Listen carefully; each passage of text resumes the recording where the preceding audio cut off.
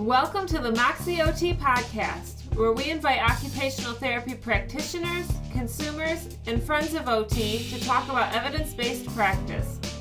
Today we'll be talking to Carson Mumma, occupational therapist and clinical manager in a privately owned pediatric clinic, about holistic approaches to pediatric interventions. Let's meet Carson.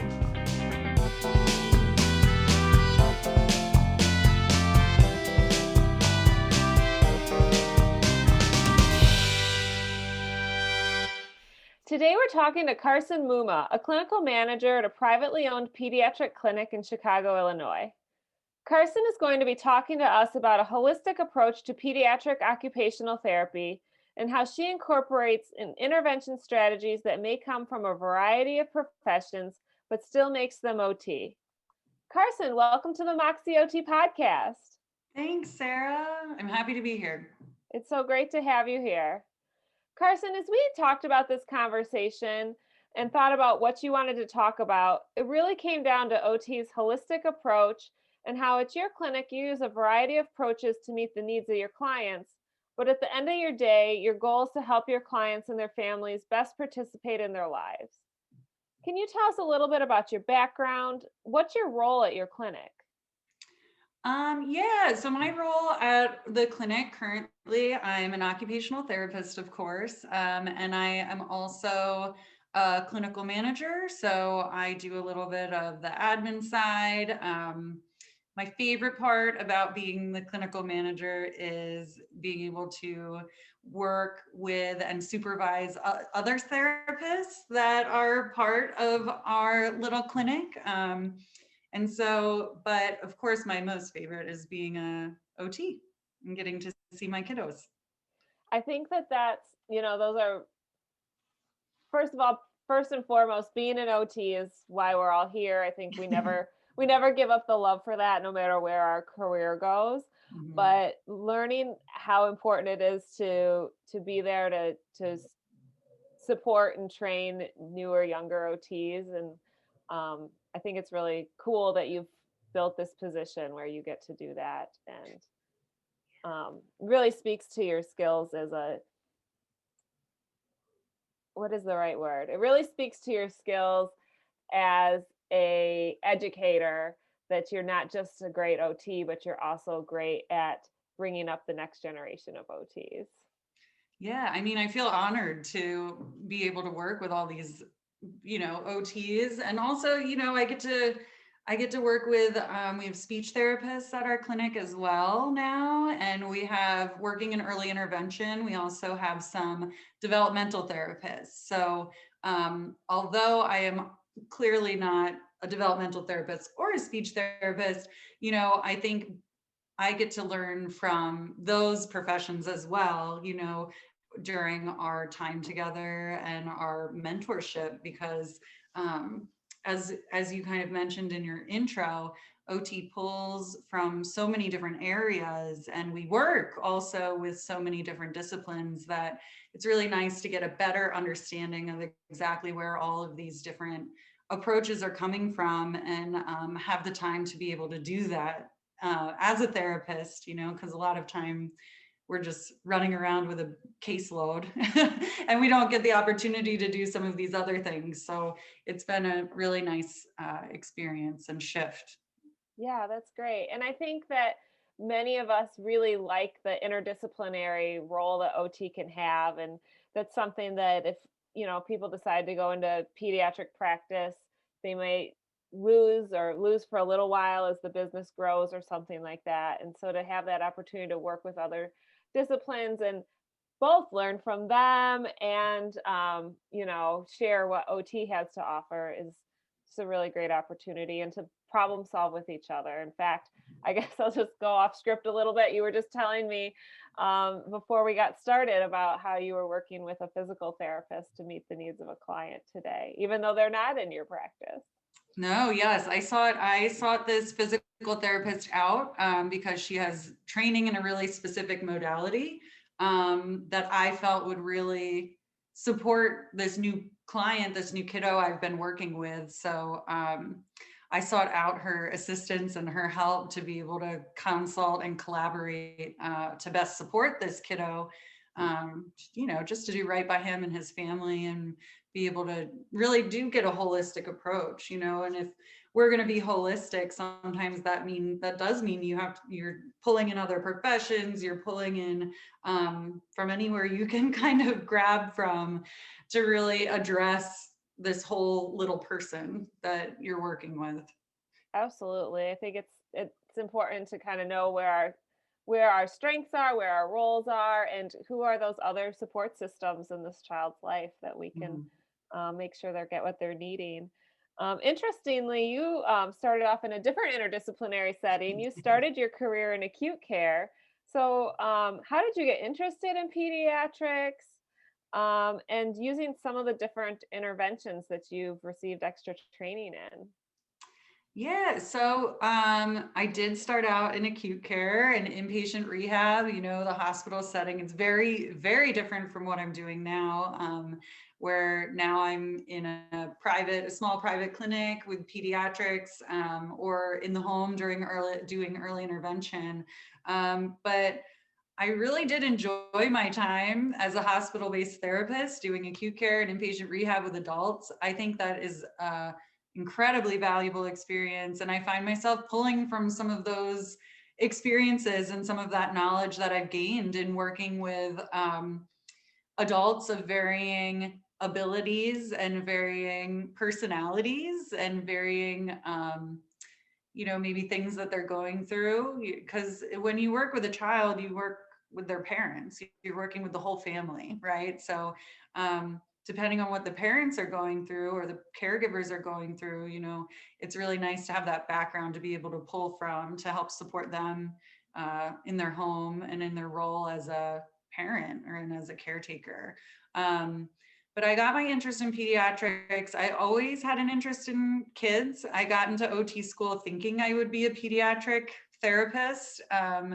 But then I had a clinical at a hospital and I absolutely fell in love with that. So I stuck around for several years doing that, because I, like I said, I loved that as well. And even when I was there, I would kind of moonlight in peds every now and again and do one day a week and help out the outpatient pediatric OT at the hospital. I would go flex over there one day a week, and sometimes if the inpatient peds floor, if they were really busy, they would pull me up to help out and do some evals or some treatment. So I've always kind of dabbled or moonlit in the pediatric realm, even when I was working with adults. And so, yeah, and then I had a job at the day rehab where I had a little bit more of a split caseload and kind of circled back to pediatrics, and then transitioned to the position I am in now, doing pediatrics full time for the last 4 or 5 years. So yeah, that's kind of my background. But um, like I said, I think wherever you end up in OT land, right, all of your experiences are valuable, and I'm surprised how much I do pull from some of my experiences in working with adults, and working in those settings.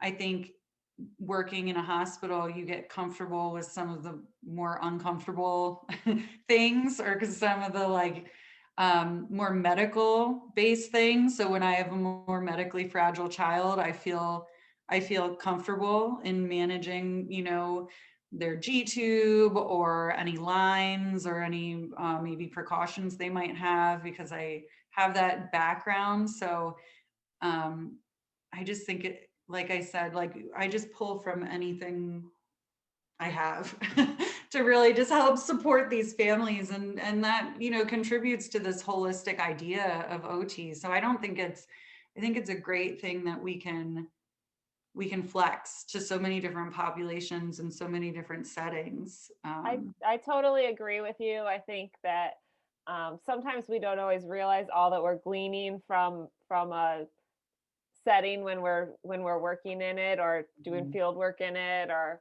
whatever it might be. I remember I did one of my level twos in mental health, and then ended up working in brain injury, and wow, just some of those skills of being able to manage a stressful situation and certain behaviors, and you know maybe you're not pulling exactly from the same theories, but you're definitely using a lot of those same interpersonal skills. And I think that obviously, like learning, like you were saying, like learning to work with your parents because you've dealt Mhm. with a lot of adult humans in very stressful situations. Yeah, yeah. So I think that's great that you you know feel like you've definitely had lots of great OT experiences that have sort of built your career in those stepping stones. Could you tell us a little bit? I know you wanted to share with us some of those holistic approaches and approaches that maybe you have pulled from some different professions, but have kind of made OT. I know one of them that you and I talked about was reflex integration. Mhm. Yeah, so reflex integration, I've studied a very specific method called the Moscatova neurosensory motor reflex integration, or the acronym is MNRI. Um, so I've taken a handful of courses. It's been a really profound change in how I view human development and the body.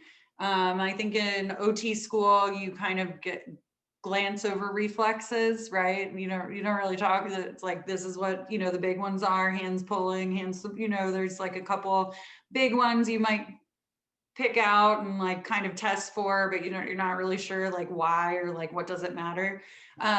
So having this training and this education, this was something that the clinic I work at, the owner of the clinic, has spent several years studying. So that's how I learned about it and found out about it, and was interested in it. And I think that has been, like I said, very profound in my understanding of how these kiddos move and what does that mean, like, why are these reflexes important? What do they mean? How do they build this foundation for our body to support the rest of development? um, and this is a method that's not just for OTs. You go to these courses and there are physical therapists, there are some speech therapists, there are some parents will take some of the courses too, to be able to do this work at home with their kiddos.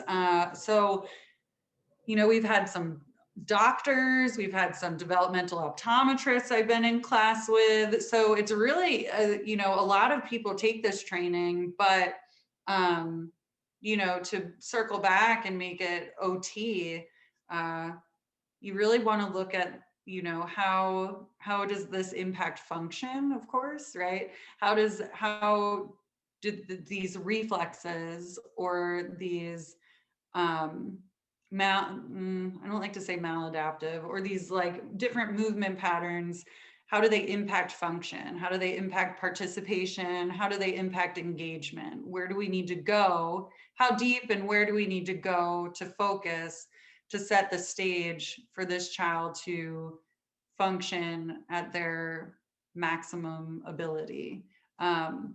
So I think sometimes you can get lost in a method.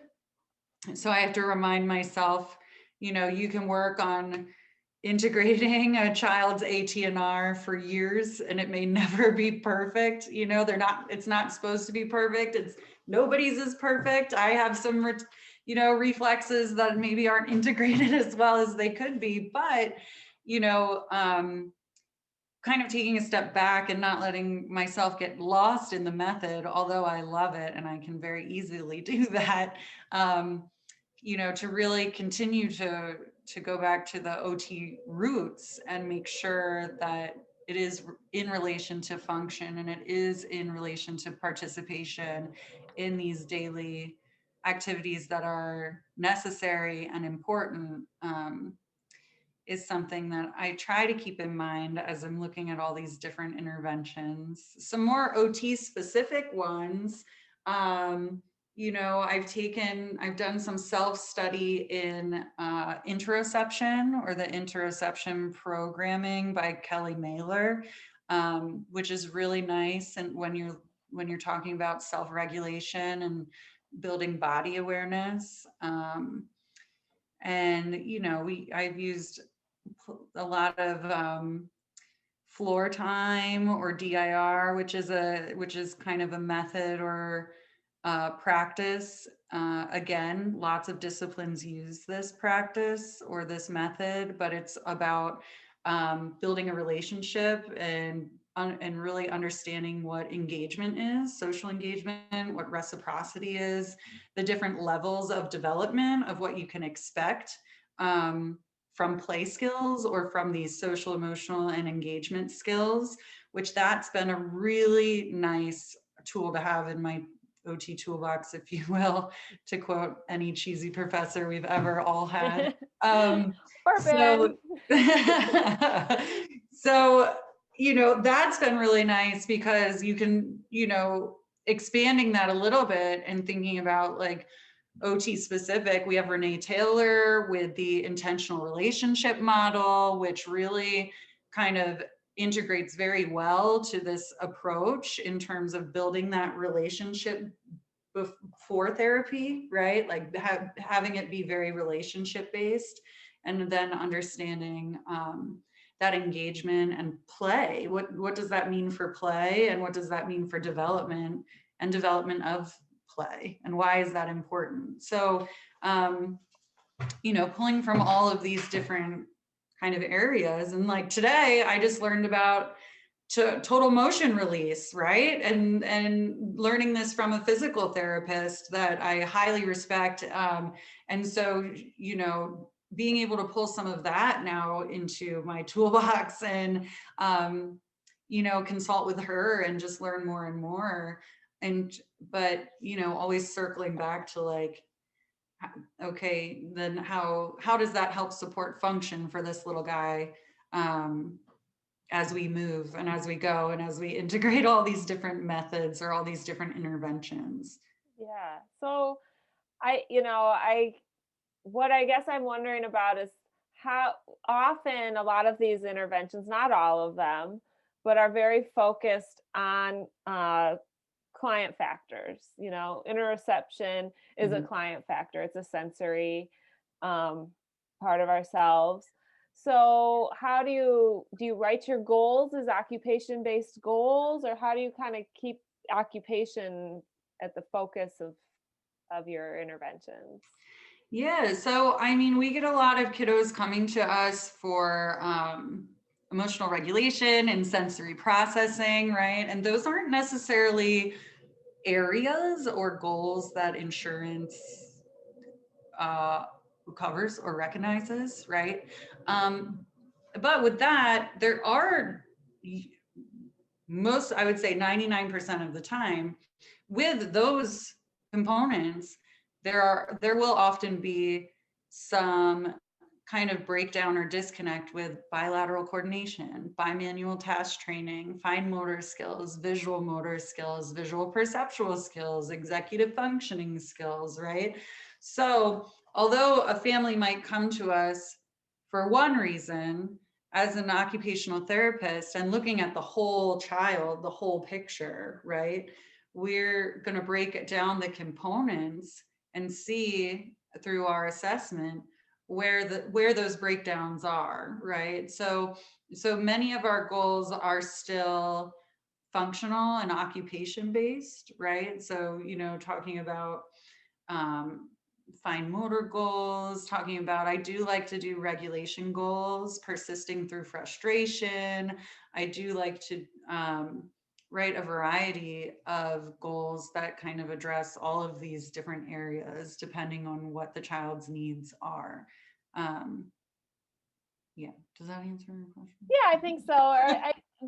What I'm thinking about, and you can tell me if I'm totally off base since it's Mhm, not my area of practice, but if a child can't self-regulate, especially through frustration, and mhm. they need to tie their shoes to go to Yeah, recess, like that's where the occupation is, yeah, or, because I think this is like a pretty common example, but because their um, sensory system is out of whack, they can't stand wearing their clothes, and they can't, Yeah, unfortunately or fortunately, however you want to look at it, you need to wear clothes to go to school. That's just the way our right. society works. So, Absolutely.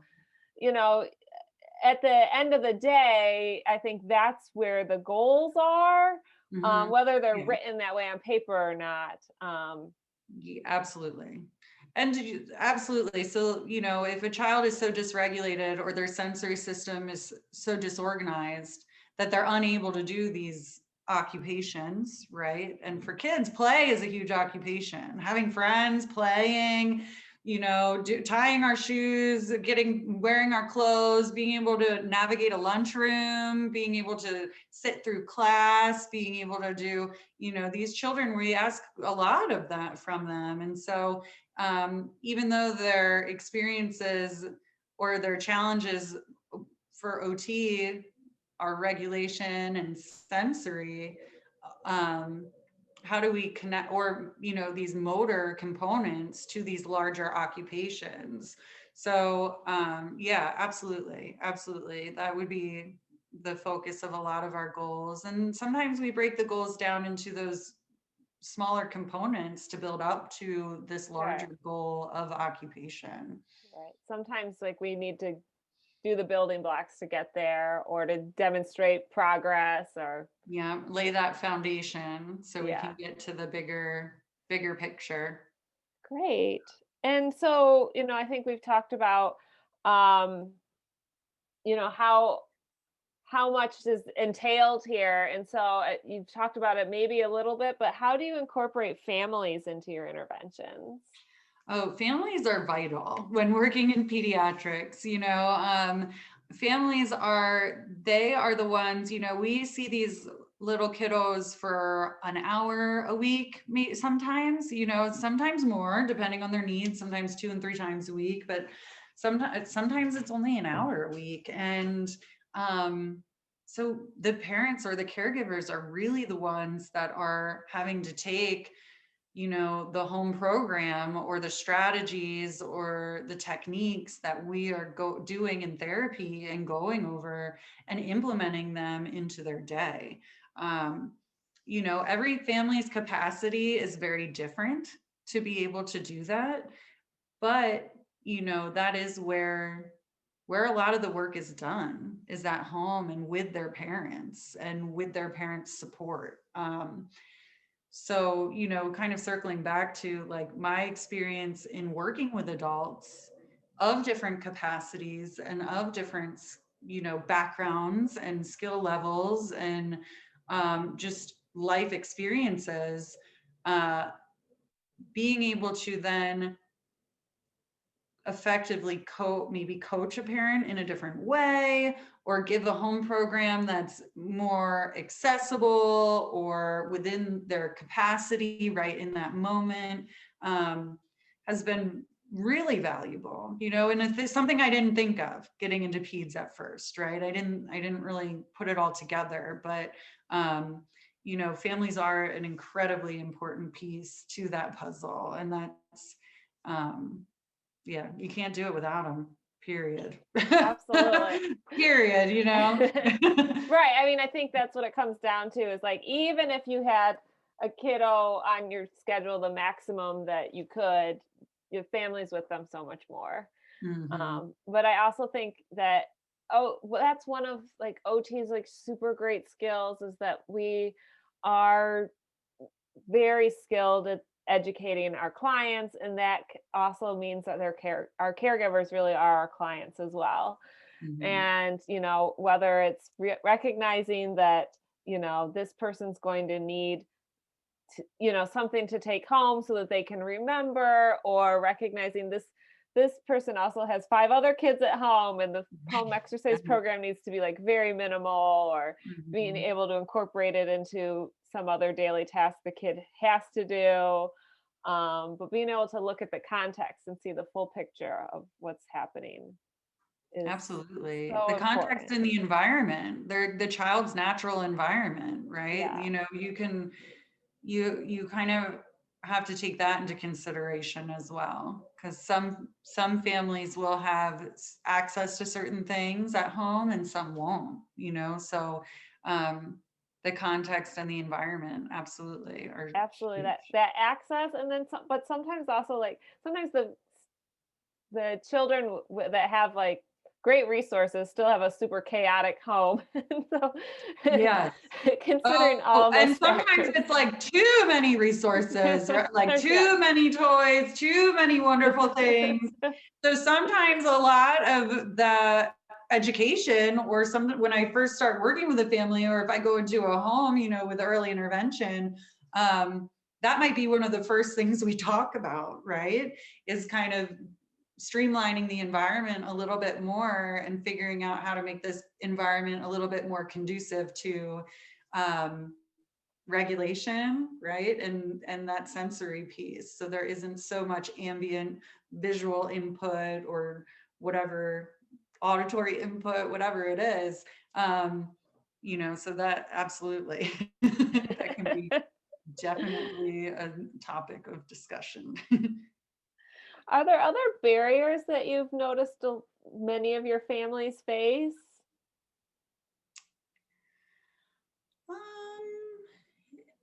Other barriers, that's a good question. I think, you know, of course, there are the barriers of access, right? There are the barriers of education sometimes. There are the barriers of, um, I think a lot of our families, I think one barrier is access to services. I think that's a huge barrier. I think, especially in school, you know, in early intervention, we're really trying to set families and children up um, to be ready to transition into, and the kind of the next system these kids and families transition into is the public school system. And so if a family doesn't have insurance or doesn't have a specific, you know, very good insurance, their access to therapy services is very limited. There are minimal clinics that will take public health insurance, you know, unless they're associated with a hospital. Um, and even then, the waiting lists are like so long, sorry. Um, and they'll get some services at school, but you know, they might not be as robust as everyone would like, including the therapists at school. You know, I think that the therapists working in the public school system, you know, are kind of put in between a rock and a hard place in terms of like what they're able to recommend, just due to the bigger infrastructure kind of issues there. So I think that's a huge barrier that is a tough one, because you'd like these to, you know, when you're thinking about your recommendations, of course you're going to recommend clinically what you would recommend, you know, like continue OT or PT or speech or whatever it is. But the likelihood that a lot of these families are able to do that is pretty slim, to be honest, unless they have insurance, unless they Yeah. have good insurance. Yeah. Yeah. So, Yeah, I definitely think that's an area for us to work our advocacy skills, is increasing that access to OT, both in school and outside of school. But I think yeah. there's so much opportunity for OTs to do more in schools. And I absolutely agree with you that I'm sure the OTs in the schools are well aware of that, Yeah. and really want to, but have so many limitations put on them. And one thing I was thinking about, and this just came from an article I read as I was preparing this, was that this one study that I read talked about how families that were accessing more services had less participation in the community. Mm-hmm. Um, and you know, you could assume that those kiddos are probably the most disabled if they're accessing that many services. So that's going to limit their ability to participate, but also that maybe we almost overthink therapize our kids sometimes when the whole Yeah. goal is for them to be able to participate. Um, Yeah, so and I think too, being as a therapist, being creative on how and maybe where you're providing your services. I'm lucky at the clinic I work at. I can we can see kids, at their house, in the park, we'll go to the school. So, we really try and push in too, um, which is great. But not a lot of places have that flexibility in terms of being able to push in and accompany kids. There have been therapists I worked with that will like go support a child through like an extracurricular. You know what I mean? So that's like cool. getting, Yeah, yeah. And so being kind of creative about where you're giving your services, and does this kid need OT once a week, or twice a week, or could it be a situation where you push in and help support through an extracurricular for a couple weeks, and then you kind of like back away and see how it goes, right? So I think though that kind of circles back to the the ability to do that. That's not realistic if you're running a caseload of 35 kids, right? That's not realistic. Not all insurance is going to get behind that. So but working within what we can work on, I kind of alluded to this before, and thinking about what is their community participation, what are their extracurriculars, what is their daily schedule, and do I really need to keep them on my caseload to try and get a perfect ATNR?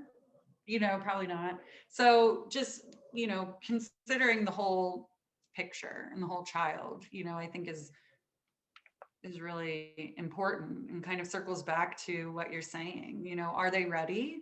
Are they ready to try it? A lot right. of times I'll do like like a trial discharge a little bit. And like I said, I have a lot of flexibility where I work, which is a blessing. I know this is not the reality for a lot of people, but sometimes I'll be like, I think they're ready.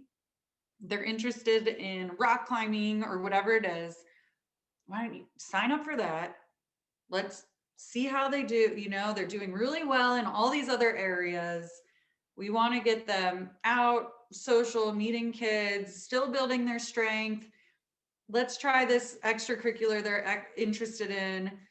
Let's do it for a couple months, see how they're doing. If you need me to go, I've gone rock climbing with some kids, to get them started, and to help support them through that process. But, and then let them kind of like go and be for a couple of months, and then circle back if they find like, no, this is still a big barrier, but sometimes you're not going to realize what the barriers are unless you give them that chance to try and go. You've set them up the best that you can, you've worked on all these things for a year or 9 months or whatever it is. And then sometimes you just got to let them fly a little bit to see how these things work in real life. And then, Absolutely. yeah. I think that's such a cool idea, such a great plan to kind of, maybe it's in steps, maybe you're able to Mhm, go to rock climbing 1 or 2 times and maybe not, and that might be okay too. mhm, But you don't always have to say the words discharge. You can say like, let's take a break for a while, you yeah, know, because you're going to be there or your clinic is going to be there if, your life circumstances change. And folks can always come back to OT. And I think sometimes we forget that and we just, yeah. like you said, you want to completely get rid of the ATNR or integrate it, sorry. Or like have the most perfect pincer, Yeah, or like pencil grasp, or get like whatever all of it that is. range of motion. And it's just Mhm, like, but what is the point of all of this if we're not living our lives or we're not, participating in activities with the other kids or doing our hobbies or whatever they are? So, mhm. you know, we'll be Yeah. there. You can come back. Yeah, Like, you it's can not the always end of restart, right? You can right. always restart. And I always say that, this is just a little trial separation, if you will. I'm always supporting through, if they email me and ask me questions, or, they can always come back. They can always come back. But I do think it's important to put all the hard work we've been doing, put it to the test, like get them out there. Yeah, I love that. Are there any other tips or tricks or ideas you have for helping families prepare for discharge? I think that a lot of these families maybe have been in OT for literally the child's whole life, or Yeah. they kind of consider you part of their family. So, do you have any other ideas that you have to kind of help prepare them to fly fly the coop or whatever Fly. that Yeah. saying is? I think just really building that relationship with your therapist, that you feel completely comfortable asking them questions, right? I know as therapists, we all really try to set that stage so that parents feel comfortable coming to us or asking us whatever it is. But I also, and I get it, there are those situations where you're like learning something new and you're taking everything in and you're like, uh-huh, okay, yep, got it, got it. And then you walk away and you're like, I have no idea what you were saying. Completely left my brain, or I did not really understand what you were talking about, but I got kind of like the first piece. So just feeling comfortable asking those questions and following up. As therapists, like we love to talk about, we love to talk about this stuff, and we love to educate and be there to support. So if you're not understanding it or getting it, or we didn't explain it, a lot of times it's like we didn't explain it in a way that made sense to the way that person learns. So I think just asking all the questions and making sure you understand, because when you do discharge or have a little break, you know, you my goal is always for parents to feel confident to like keep going at home, like keep on going. Just because we're done here doesn't mean you're done doing the work. You keep going. You know what I mean? Like Yes. you've learned the stuff, you've been in the sessions, I want to empower you to keep it going. You're doing great. You can do it. Um, so, but to be able to get to that place, you know, I would just encourage parents to be vocal, ask questions, make sure you understand why we're doing certain things, and make sure you feel like you feel comfortable doing it. Sometimes I'll get families, I'll give them a home program and explain all these things, and they'll come back the next week and we'll touch base like, oh, how did the home program go? And they're like, I didn't do it. I didn't really, Yep. I didn't do it. We didn't have time, which is totally understandable, right? It's hard. But sometimes you ask a little bit more and it's really like, oh, maybe I didn't explain it the best I could have. Or maybe I didn't understand that they didn't understand. You know what I mean? And so I just think that open communication is always so important. Always so important. And I think that as OTs, that's making sure that we're accessible and there's not like a, okay, I'll explain it again, which is hard. Like, Mhm. like I'm going to explain this to the fourth parent today for the fourth time. And, but making sure that we are expressing that to our clients, that we're accessible and you can ask as many times as you need to, or we Yeah, can, I've explained the same thing to parents for like for years. You know what I mean? And it's yeah, it's that, either I'm not explaining it correctly, or in a way that is connecting with them, or they've got other things on their mind in that moment, right? And we're talking about a bunch of different things. So, I think that's a huge point, is to just make sure that we are accessible and we don't mind continuing to explain, because you never know where another person's at. They could be there could be things going on in themselves or at home that you're not aware of. So maybe they're just more distracted that day. They've got other things on their mind. They just got some bad news or they had a stressful day at work and they're super dysregulated themselves. So anything you're telling them, if they're in a dysregulated state, they're not really retaining it or processing it. Yeah. So just understanding that about humans, right, in general, I think creates, the ability to be a little bit more accessible and be able to just make sure people are understanding. Not to say like drop everything and be like on call all the time, right? Yeah. Right. But Setting those limits what for I like, yourself too. which can happen, right?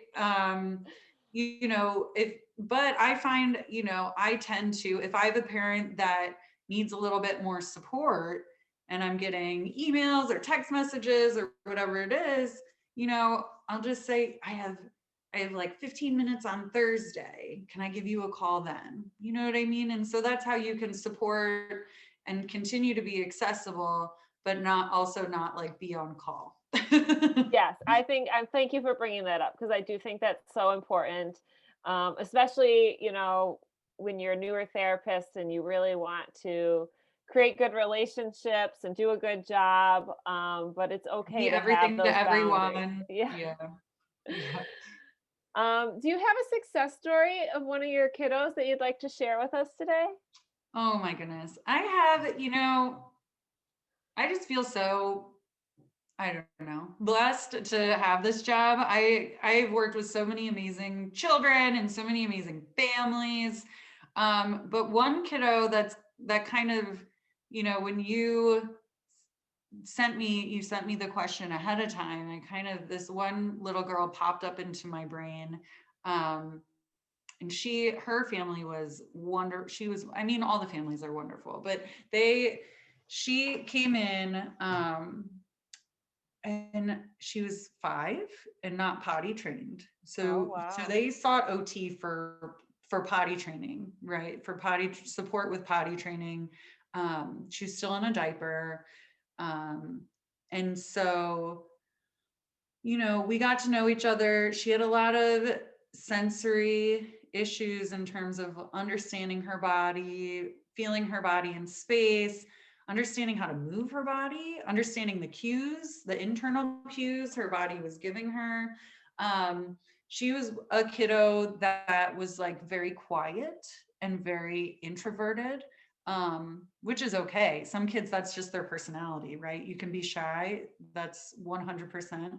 But for her, that it was more of a shutting down. So she would get dysregulated and overwhelmed and shut down and kind of retreat. Mhm. Mhm. Um, she would also, any movement, any kind of unstable surface or swing or anything like that, she would be very fearful of. We had to like, very incrementally build up to some basic like stuff on a platform swing, or her feeling comfortable moving over a really lumpy dynamic crash cushion. So she had a lot of like, she was lower tone, a lot of postural instability, a lot of fine motor issues.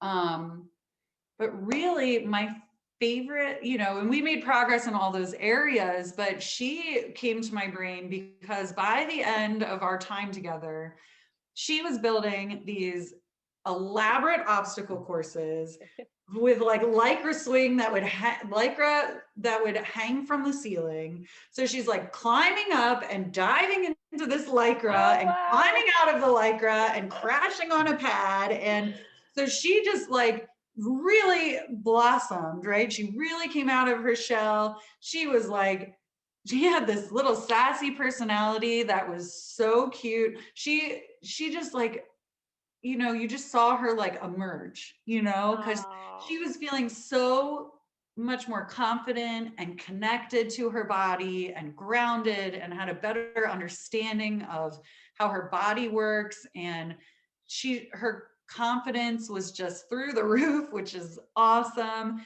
Because that's one thing, one of the, I think, first things, or one of the most exciting things, is once you get these kids feeling good and connected to their body, they start to feel more confident, right? And they start to try more things, and they start to be open to trying different things. And that's really when you can get in there and build those more refined skills, right? Like her fine motor skills or anything like that. She struggled with motor planning. So I would say, well, what's your idea for this? Well, how are we going to use this hoop? What can we do with it? And I would get like a blank stare, right? Like, I have no idea what to do with this. Like, I don't know. And then by the end, she was like, we can make a picture frame. We can jump through it. We can do, you know Oh, what I love mean? So it. she just really, like, in all areas, just really made beautiful progress. But my favorite part of that is that her confidence came out. You know, she just was this, you know, she wouldn't shut down anymore. You know, she was Mhm. confident and she was sassy, and I loved it. And so then we discharged. And I always take like I always frame it as like a break, right? Can Like, I ask really quick though, or yes, maybe you're getting there? Was she potty trained? yes. Oh, yes. Yep. We got that. We checked that box as well. Absolutely. And I think that's a huge confidence booster too, Oh right? You yeah. know, and so, because Now she you was can go going to a to, sleepover and yeah, and she was going to school, and, you know, she'd be really shy at school, you know, like really attached to mom, and mom would have to walk her like the whole way up the stairs, down the hall, into the classroom. And by the time we were done, she was like, see you, mom, you know, and she'd like run into school. Um, but yeah, and so we finished our weekly OT sessions. You know, I think mom felt comfortable continuing to do some of these things at home to continue to support this little girl. And then 2 weeks later, I get a picture of this little girl up at the tippy top of like a indoor rock wall. Like, oh, this little girl had climbed the whole way up, and she was like, we miss you, Miss Carson. Look at what we're doing. And I was like, oh my gosh, you guys don't need to come back. But if you want, if you feel like something comes up or you need more support, come on back. But I feel comfortable, like, you're ready to just go. that's such a great success story. Thank you so much for sharing that with us. I think that really demonstrates all that OT can do to, you come in for toilet training and you leave with this just confident, happy child. It's just, Yeah. oh, getting me in the heart. Oh, got me in the heart too. That's always my favorite. You know, they're ready when they're confident and they're happy and they're participating and engaging in their life. And it just, oh, it's the best to watch What, that. what I else could you feel, ask for? yeah, nothing. That's it. That's literally it. Well, perfect. So, Carson, at the Moxie OT podcast, we always want to make sure we provide an opportunity for our listeners to increase their Moxie. So, do you have any favorite resources that you'd like to recommend to our listeners? I would direct people to check out the Moscatova Reflex Integration website. They have a lot of really nice information on that website. They are doing more and more research into the method, and there's a whole page of scholarly articles. And even if, you know, honestly, that training and that understanding, I always think like this would have been nice to have in rehab, right? Like brain injury rehab, like uh you know, even working with adults, because this work is done with adults as well. And so I would encourage that resource. I would encourage people to check out Kelly Mailer's work on interoception. I think she's doing beautiful work, and it's super interesting and really really provides a structured program in terms of building interoception and those self-regulations and reading the clues and cues your body is giving you. Um, and then, you know, there's a book, what is it called? I don't remember, Smart Moves. That's an older book, And it's one though that really creates the link between our central nervous system and movement and academics and learning. Cool. So that's an interesting book too, especially if you're a school-based OT, because it really links some of these really important movements, and the neurology behind that movement and sensory piece, and how it is directly linked to academics and academic performance. So those would be some off the top of my head to direct people to. Those are That's so one. great. That's yeah. Okay. I'll have links to all of those on our website. Okay. Perfect. Well, thanks so much for joining me today. This was a lot of fun. Thanks, Sarah. Thanks for having me. Thanks for joining us for this exciting conversation with Carson Mumma on holistic approaches to pediatric occupational therapy interventions. An interesting article I read in preparation for this interview found that children and families with higher service usage were associated with less activity participation and more caregiver strain over time. While it can be assumed these are also our clients with more severe disabilities, we may also overtreat our families at times and provide too many obligations, not providing our clients and their families enough time and opportunities to participate in life. And isn't that our ultimate goal? I found this article to be a helpful reminder to be mindful when recommending therapy and to not just recommend it because a child qualifies, but because it is useful to the child and their family at that moment in time. One of the approaches Carson discussed in this episode was reflex integration. The Muscatova neurosensory motor reflex integration method is the approach she recommended. Interoception is the sense of knowing how our body is feeling on the inside. Carson recommended exploring Kelly Mailer's work on interoception. She also recommended the book Smart Moves by Dr. Carla Hannaford, who discusses how movement affects our learning. We'll have links to all of these resources on our website. If you want to be a part of the conversation, leave us your email address at moxiot.com. We're on all of your favorite social media channels as well. The Moxie OT podcast was recorded in our home in the Avondale neighborhood of Chicago.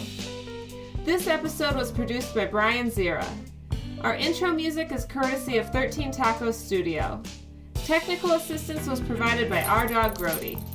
Thanks for joining us. We'll see you next time.